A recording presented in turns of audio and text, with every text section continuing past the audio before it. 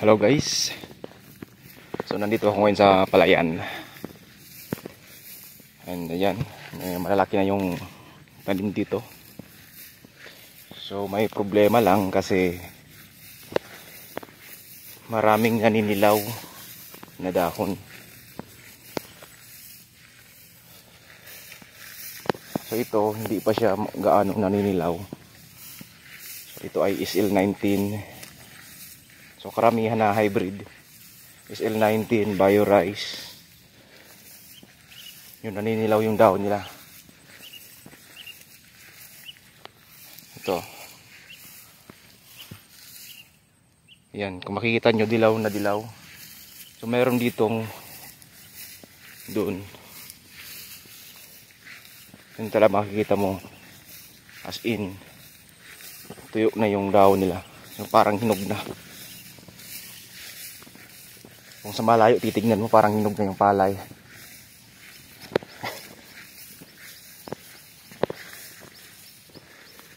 Ayan o. Dito guys.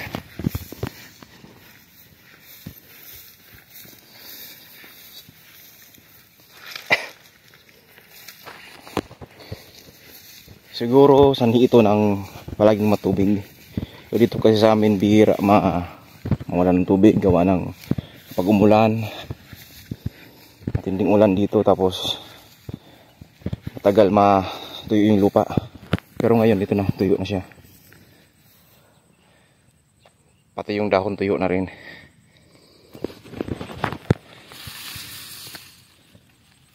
Pero yung talbos niya wala naman, hindi naman nagdidilaw. So malago naman yung palay, pero yung dahon lang talaga yung may problema. Hindi ko alam kung anong sakit to. Ayan, kung makikita nyo yung mga talbos niya, okay naman. Ayan, halos ito lahat. Ganon din dun yung parte na yun. Ayan sa may kuha na yun, halos dilaw din. So karamihan ng SL19, ganito yung nangyari dito sa amin. Pati rin yung BioRice, ganun din. Siguro dahil dun sa laging maulan at na-stuck dagi yung tubig. Pero dito mataas yung lupa dito, kaya hindi naman siya matigas nga yung lupa dito eh. Pero ganun pa rin, nanilaw din yung tanim.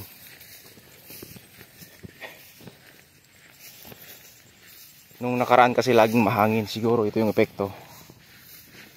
Medyo iba din yung amoy ng kuha niya, ng dahon, yung parang bulok na dayami. Yung napalbag sa tubig, yung amoy nila.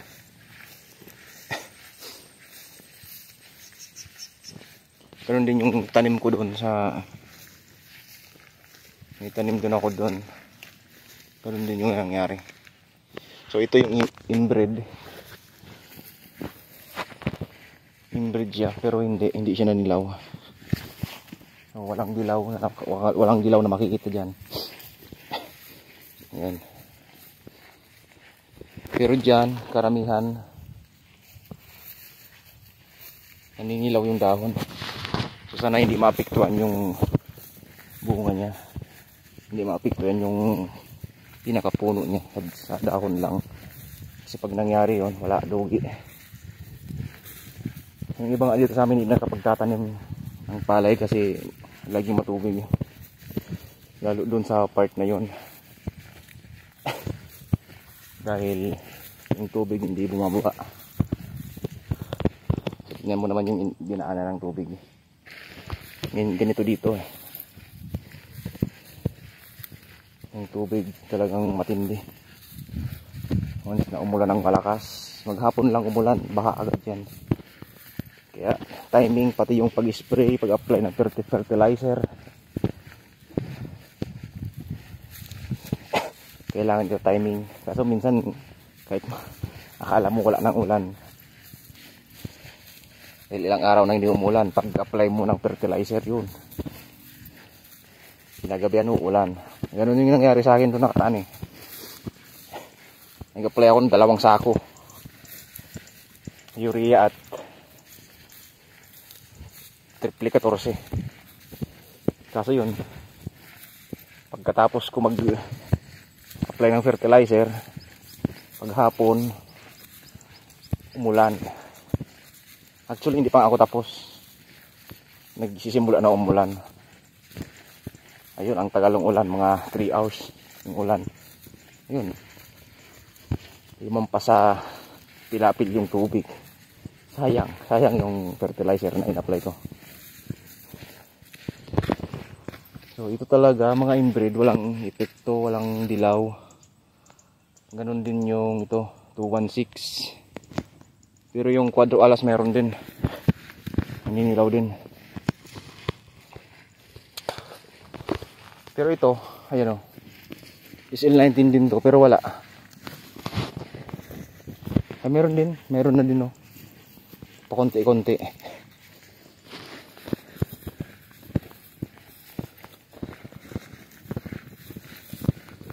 Ito kasi mga inbreed to eh. So okay yung inbreed, hindi siya tinamaan ng paninilaw. Pati yun, direct seeding yun, sabog tanim siya.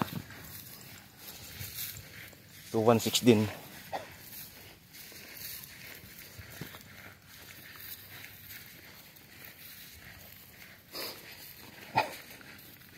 Ito yung problema pag tag-ulan, lalo pag hybrid. Pero nung nakaraan wala namang ganitong naninilaw talaga. Ewan ko, siguro napapanahon lang talaga din yung mga sakit ng palay. Yan o, dilaw na dilaw yung dahon niya. Pero wala naman yung talbos. So sana yung magulang na dahon lang yung may tama.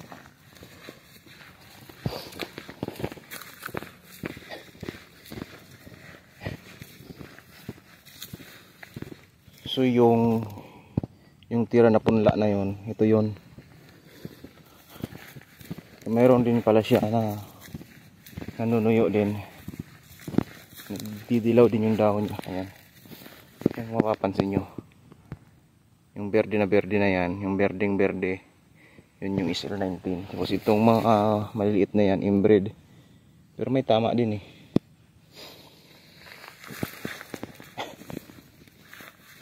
Ito yung sa kapatid ko, mayroon din siya, naninilaw din. Ayan. Ayan ah.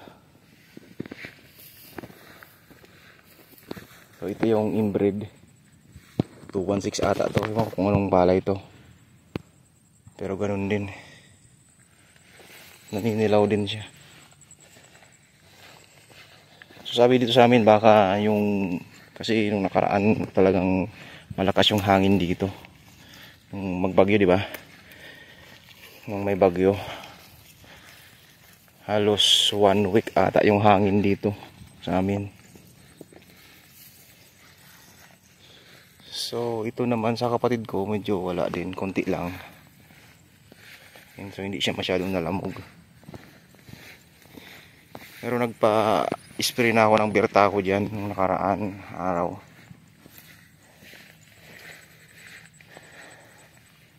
So maganda ngayon kasi ayan, wala nang ulan, no? Natuyo na yung lupa.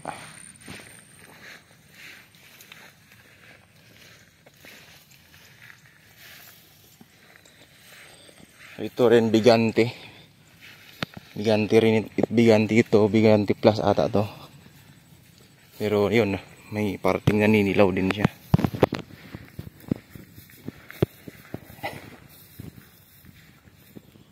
Ayan.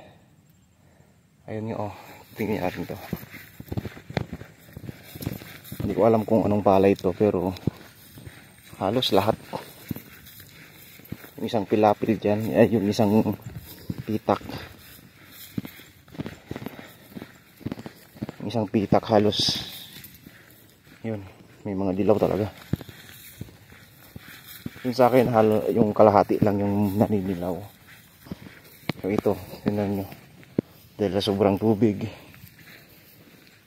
kahit ngayon nga may tubig pa rin kasi mababa yung lugar na to. Ito oh.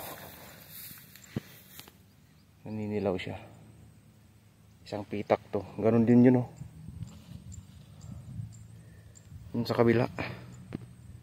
Halos pala lahat naninilaw. Akala ko dun sa akin lang. So ito yung problema ng magsasaka. Hindi lahat ng oras panalo ka. Parang love life lang yan.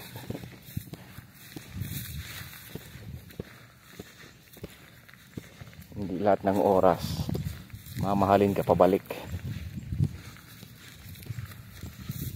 Sobrang minahal mo na tapos iiwan ka rin pala. Yun ang masaklap.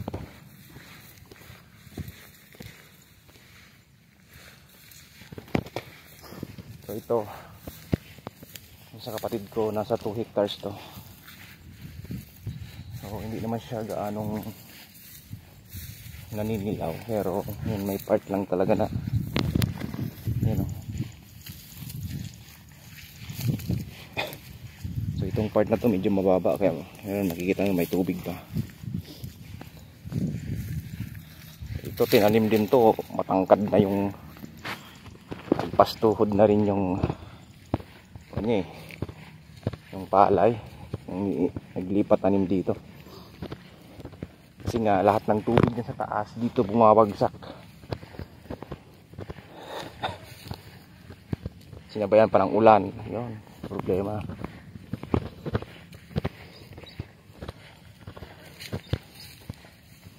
Sabay nagpakawala pa yung dam, release ng tubig dito. Kaya kailangan talaga pag tag-ulan dito, papatanim ka ng palay yung matatangkad na.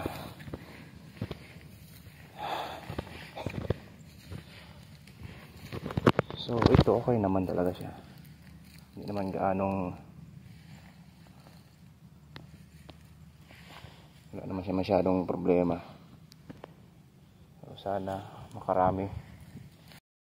So ito sa katabi ko, hindi siya nataniman, gawa ng medyo mababa yung part na to. So ngayon lang siya humupa yung tubig. Gawan ko kung patataniman pa to. Ayan. So sayang naman kung hindi ito mataniman.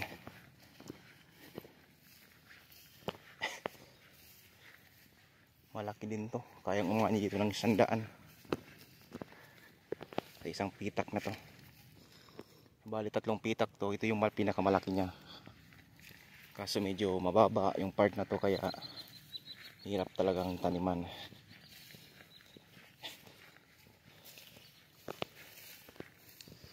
So ito medyo meron din siyang mga dilaw-dilaw, pero sana hindi na siya magtuloy.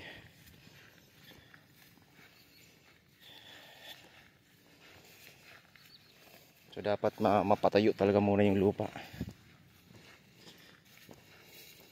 So nakapag-apply na dito ng pataba nung mag 20 days ata, 25 days, kasi 20 gatla dapat mag-apply na dito, kaso yun, laging matubig, umaapaw yung tubig, kaya 25 days na bago nakapag-apply ng pataba dito. So ngayon nasa ilang months na siya, more than 1 month na.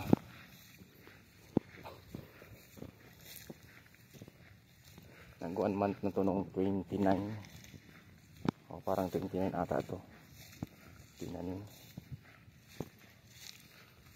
29 or 6, hindi 29. Nag 1 month na siya ng 29. So ito yung naunang inbreed na tinanim, wala naman siyang dilaw. Ayan, ayan sa katabi, medyo light yung color niya. Yung dito rin nakapagtanim din dito, pero yun nga, dahil sa laging matubig, so walang suwi, konti yung suwi ng palay. Pero kung lagi itong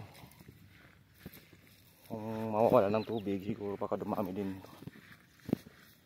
Kasi magulang na yung tinanim dito eh. Nasa more than 1 month na yung tinanim.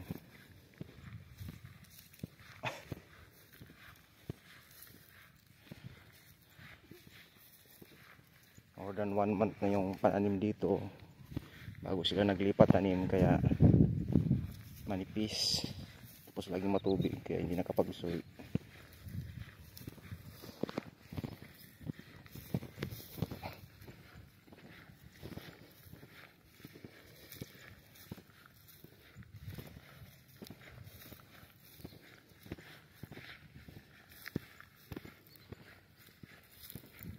So dito rin, dito okay naman yung palay dito.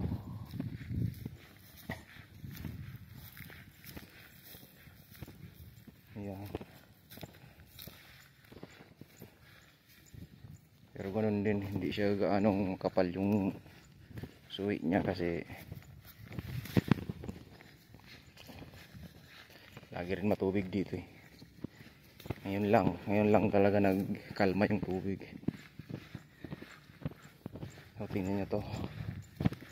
Ayan, ang daming kinainan ng coal.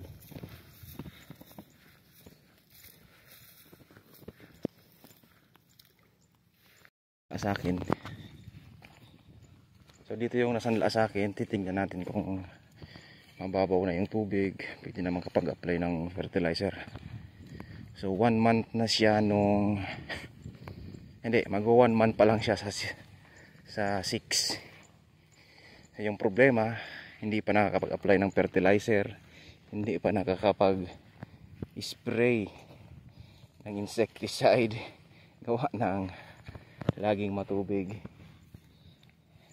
Halos kalahati ng tanim yung tubig niya. So yan, hanggang dyan yung tubig, minsan nga lagpas pa kasi mababa talaga yung part na yon na saka nasanla sa akin. Pero kakanda nun kasi nung sinundan ito, nung napunta yun sa akin, nabawi ko agad yung pera na sinla na pansanla. Nabawi ko agad yung pera na binitawan ko. So nakakuha pa ako ng panggastos ngayon. So ito rin inbreed, namumula din. So siguro dahil talaga sa tubig at yung hangin.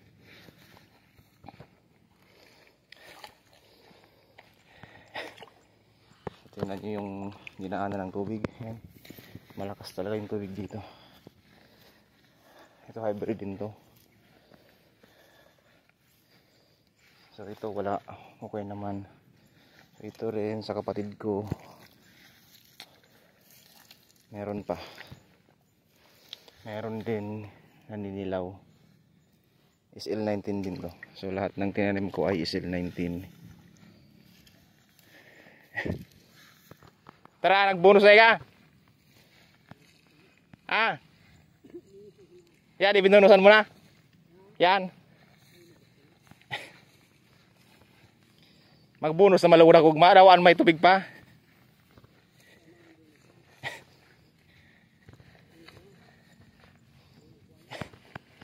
Ulik sa mga kwatalaw, nagrilo no. Andi ano, kadakal yelo. Mga namo na. Maski ko. So daw man sanang ko, pero sugbos da man. Maski so inbreed, adi baga. Adi baga inbreed da mo man. Sa tubig gina no. Tubig gina sa pares. Adi binunos mo na. Ubos mo na, pira mo binunos. Sa sako didi kino diyan. Nabili sa sako ngani. Diyan. Sa sako sa baldi. Ading taro ko din da kung gani bara nagkasa. Ay nga nasa na ba nag no.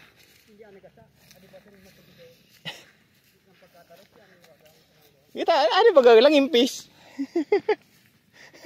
Pun pa ka tarok eh, kun man. Tama na ba ang puhusan? Bunusan ko nagma. Hindi din yan tubig. Ay. Tama na yan, pura wigko. Ita. Diba di man mag... Magasa na bulan na sa pizza size no. Baga bagay. Magsak na baga. Pagkakit yung bagang po. Ay, nagakuha naman. Pero ba di matubig? Ay. Nagasak nga pare sa tubig. Kaya naman sabi hindi niya nakapana. Sigasang ko.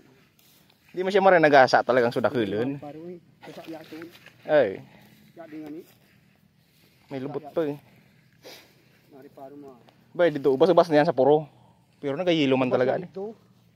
Kaya tasa di. Ubas na yaton. Rogado talaga ading tubig. Rinanggang pati sa mga igma, bunusan ko adi. Bunusan mo kinamlag. Ay. Sa Ay, nagbunot na ako.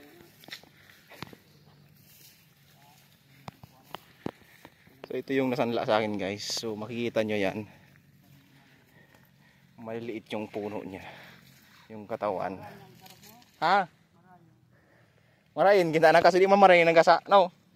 Di man marayin nagasa. Matubig. No? Ah, mo ta di dakel. Pagtanom, pagtaro ko baga. Pag limang aldaw magsuwak. So ito kasing nasanla sa akin na to. So ito kasing nasanla na sa akin. So itong nasanla na palayan sa akin. So mababa talaga siya. Yan.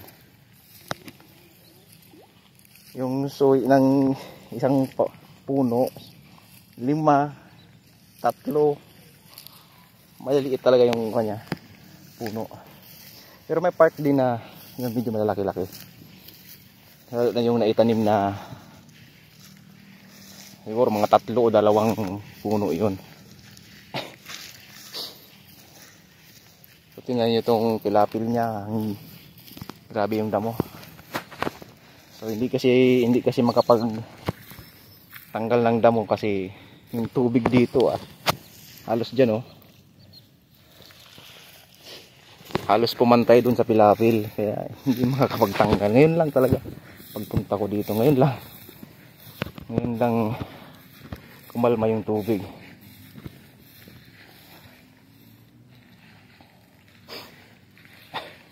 So bukas apply ako ng dito fertilizer kasi yung tubig niya medyo kalmado na. So sa taas siguro wala na rin kasi doon lahat na yung tubig na dyan nandyan na yan. Dito yung bagsak kasi ito yung pinakamababa,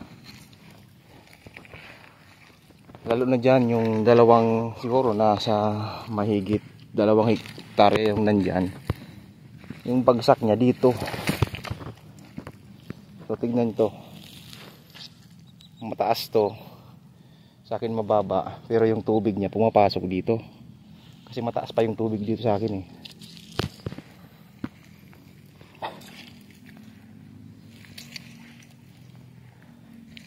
So, yung 2 hektarya doon na sa taas, nakatabi ko rin. Yung bagsak ng tubig nasa dito sa akin. Sinasalo din niya yung mga tubig dyan sa taas. So dahil mababa sa akin, dito rin yung bagsak niya.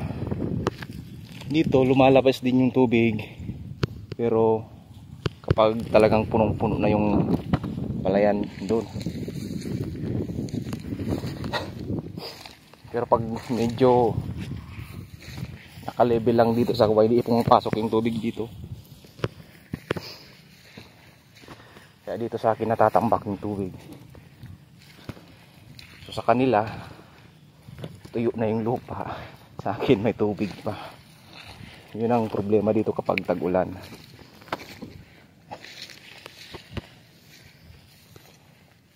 So ito yung pinatanim ko na 28 days ata yun, or 25 days pa lang yung punla. So, naglipat tanim ako ng 28 or 25 days ata yun. Pero yung palay niya ganito na kalalaki. So lagpas tuhod na yung dahon, kaya kahit na yung tubig marami,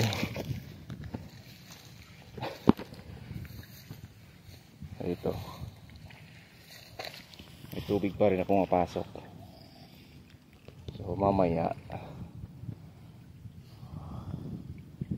tatanggalin, kailangan ko to ng takpan para wag na umago sa akin, kasi bukas mag-apply ako ng pataba. Siguro doon na lang muna sa kabila ito padadaanin yung tubig, kasi doon part na yun mayroon pang hindi na tataniman. So doon na muna nila papalabasin, kasi ako bukas kailangan ko mag apply na ng pataba kasi 1 month na sa 6. Ayan.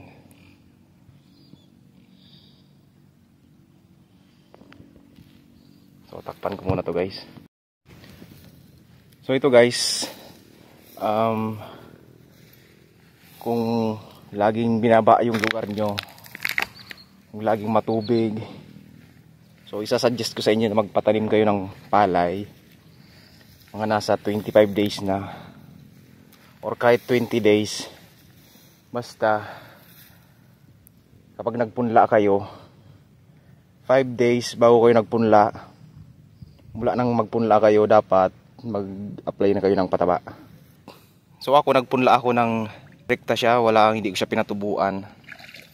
So after 3 days doon ako nagsimula magbilang, kasi tumutubo na yung palay doon. So lumalabas na yung namumuti-puti na. Doon ako nag-start magbilang.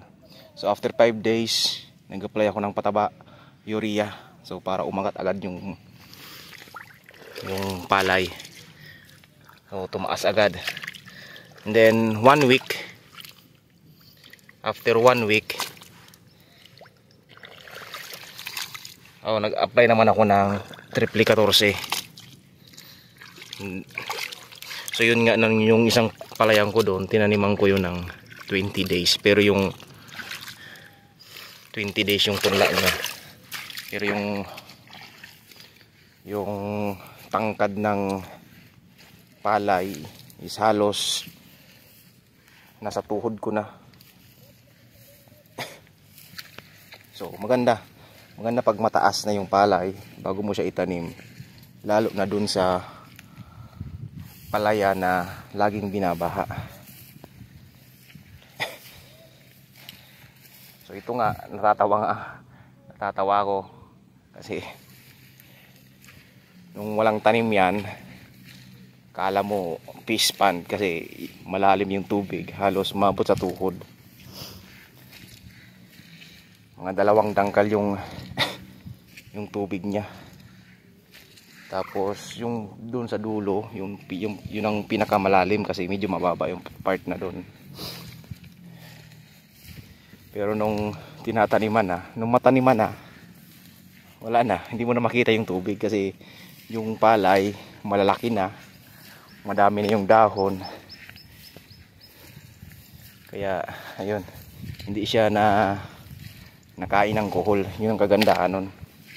Kasi nag-spray din ako dyan, kaso walang epekto yun sa kuhol eh. Yung kuhol kasi, yung tubig kasi mataas, kaya yung kuhol walang epekto. Kahit mag-spray ka sa kuhol, hindi namamatay. At saka yung tubig malalim, labas-pasok lang. May pumapasok, may lumalabas. Hindi ko naman pwedeng kontrolin dito eh. Kasi yan, sa taas ko madaming tubig. So pag kinontrol ko, may iipon lang dito. Pag na-wash out yung isinira ko dun sa apil-apil, mas madami yung madadamage. Kasi malakas yung pressure ng tubig. Maraming mamamatay na palay. Kaya yun, hinayaan ko lang. So yung nandun sa baba ko din, hinahayaan lang din na bukas.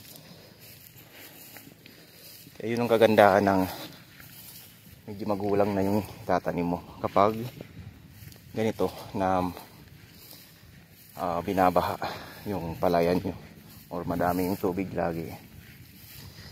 Pero kung hindi naman, 18 days.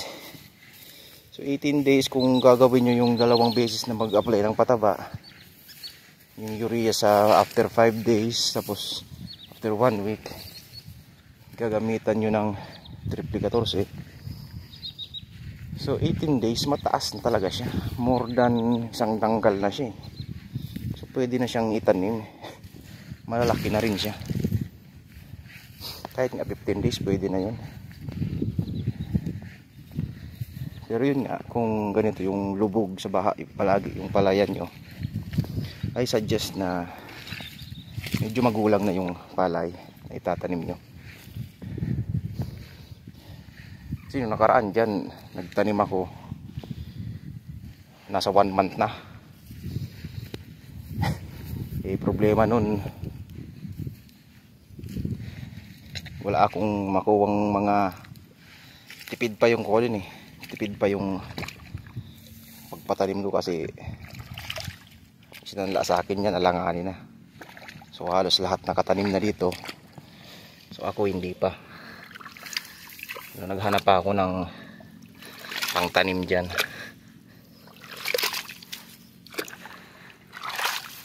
Kailangan ko muna itong saraduan.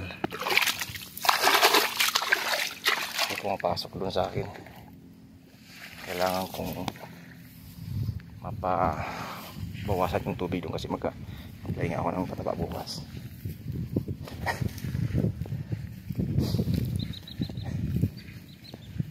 So dito nagmumula yung tubig na pumupunta doon sa akin. Nasa 7,000 square meter lang yon. Pero yung pinanggagalingan ng tubig, ilang hektarya to, halos dun.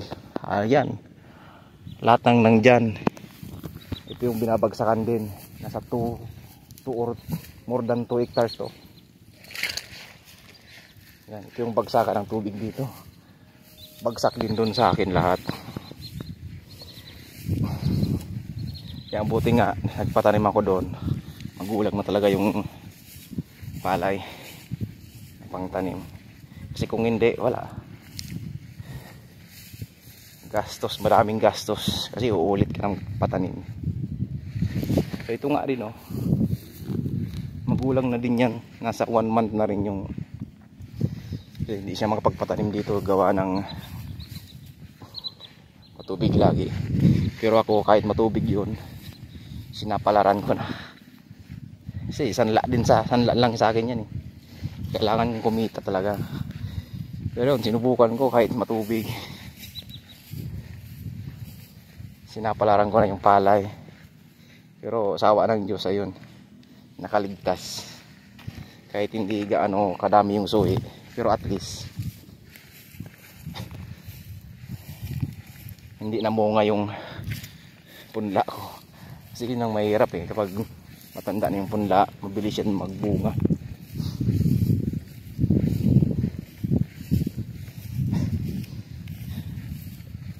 So dito guys, papakita ko sa inyo yung mga hindi pa taniman. Walang laging matubig dito. Okay, hindi sila parehas ko na kahit matubig nagpatanim. Yung problema kasi dito, yung punla nila masyadong dikit-dikit, makapal. So dapat, kung alam mong lubog lagi sa baha yung palayan mo, magpunla ka. Hindi yung masyadong makapal, yung manipis lang. Hindi naman kagaya nung direct seeding na talagang sobrang nipis. Yung hindi naman masyadong dikit-dikit yung pagpunla mo, kasi kapag medyo manipis, malalaki yung puno. So kapag nag-apply ka ng pataba, magsusuwi agad yun, punla pa lang. So kapag may suwi na, malaki na, pag tinanim mo kahit may tubig, hindi siya makukuhol, or kainin mo ng kuhol, may matitira pa kasi yun nga, matigas na.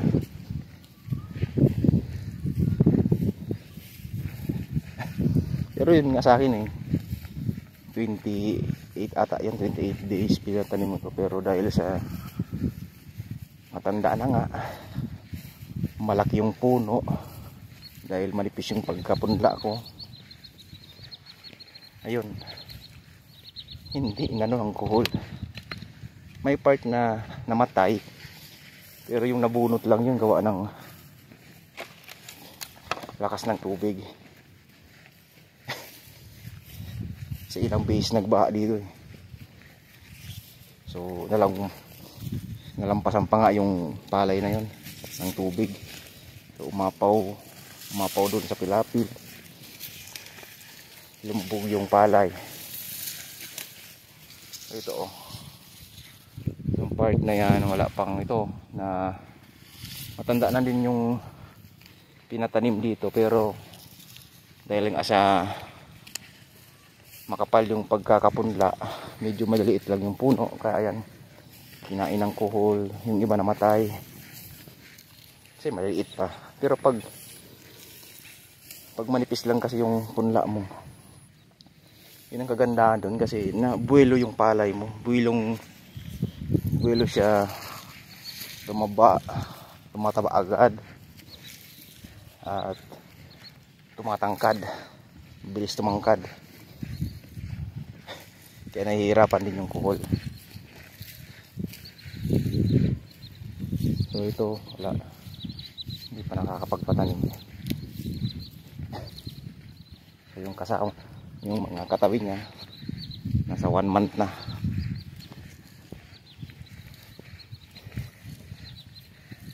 Pero kung sa akin to, noon pinataniman ko na to, kung yung punla ko is matatangkad na. So ako kasi sanay magpunla ng manipis lang yung pagkapunla, kasi yung palayan ko laging lubog sa baha. Konting ulan lang, mataas agad yung tubig. Pero pag summer naman, okay lang kahit medyo makapal, kasi hindi naman gaanong matubig. Kasi summer, yung summer nga dito, yung tubig nyo talagang hirap hagilapin. Kung hindi umulan, wala, hindi kayang sustentuhan na irrigation. So yung iba nag water pump, yung malapit sa kanal, pero yung malayo, hintay talaga ng ulan, hintay ng abuti ng tubig sa irrigation. Ito yung palayan kong isa, so malapit lang dito, so malapit lang sa gilid. So ayan yung ginagawang covered court. So, dyan yung bahay namin. So dito sa akin, itong isang pitak na to, pahaba to, so nasa 4,710. So hindi naman siya abot ng 4,710, siguro mga nasa 4,000 lang, kasi or 4,500, kasi yung kalahati yung konti doon mga nasa 200 square meter ata yon. So, walang tanim kasi hindi natataniman yon, gawa ng malalim, tapos laging matubig doon. So ito, ayan, so, may mga dilaw-dilaw din siya, halos kalahati siya ng, ayan, halos kalahati, may mga dilaw-dilaw, kalahati ng palayan ko dito. Yung isang pitak, halos kalahati niya ay may dilaw.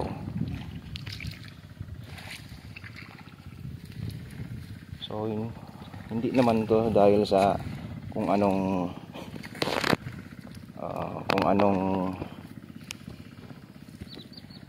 klase ng hybrid. kasi halos lahat naman yung BioRice, SL19, Quadro Alas, so yun yung pinabigay ng DA.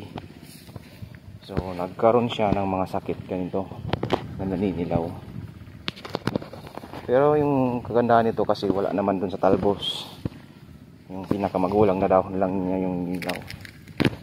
So may nagsasabi na dahil lang dun sa tubig, madaming tubig kasi, tapos yung binabaha, hindi, yung malakas na hangin nung nakaraan kasi may bagyo nga, di ba?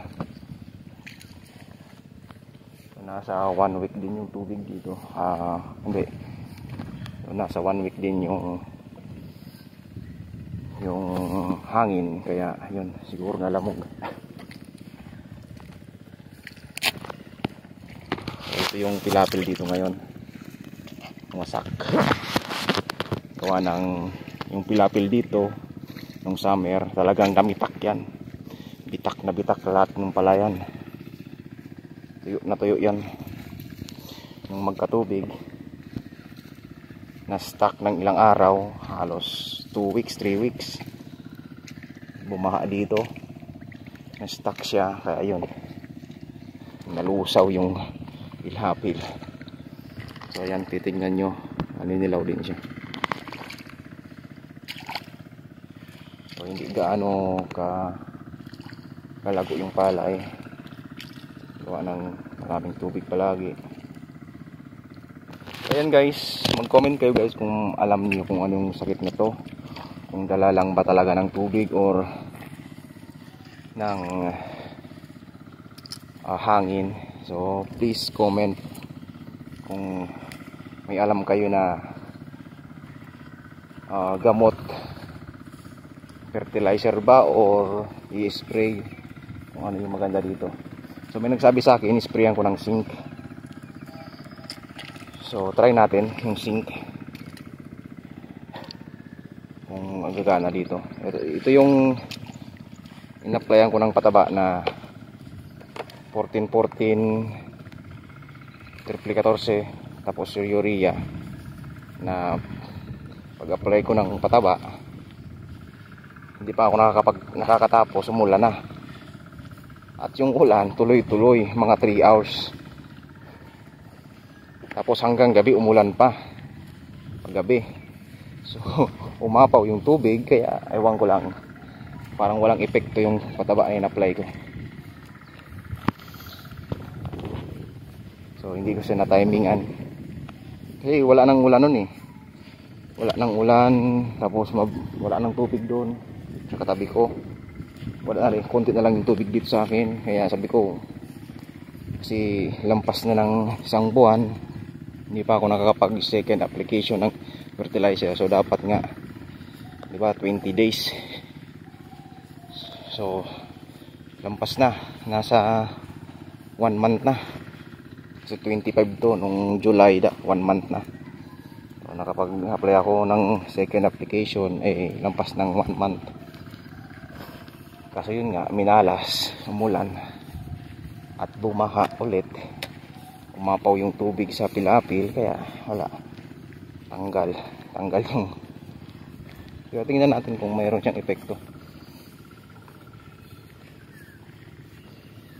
Siguro mayroon epekto din, konti lang. Yan guys, kung may alam kayong pang spray or pang fertilizer na pwedeng makapagpagaling ng mga tuyong dahon na yan, or makapagpa-revive ng dahon na yan, ng palay, so please comment down below guys, para ma-share din natin sa mga kapwa natin magsasaka. Yan guys, thank you for watching.